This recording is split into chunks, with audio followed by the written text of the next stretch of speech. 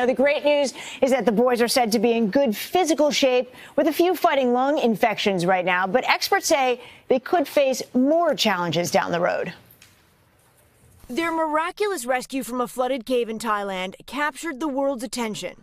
Now we're seeing the 12 boys for the first time since they were saved, waving, offering the V for victory sign to everyone who cheered them on. Doctors say a few of them are recovering from minor cases of pneumonia, but overall they are optimistic about their physical recovery. The boys, who spent more than 2 weeks in the cave, have been given antibiotics, vitamins, and vaccines.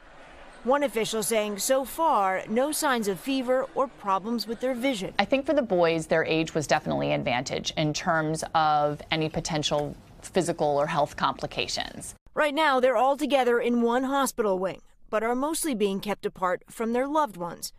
Some of their parents are allowed in the room, but forced to keep their distance in surgical masks and gowns to protect the boys from infection. Their fight is far from over.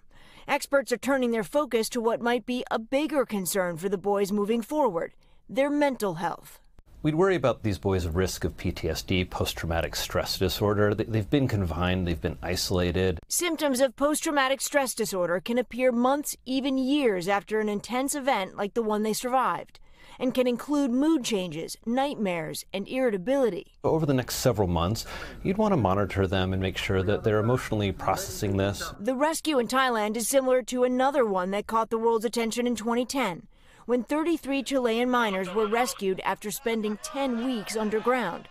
All but one of the miners reportedly diagnosed with PTSD. The support of their friends and their family will ultimately be so important for them, but a survival of this type is a miracle.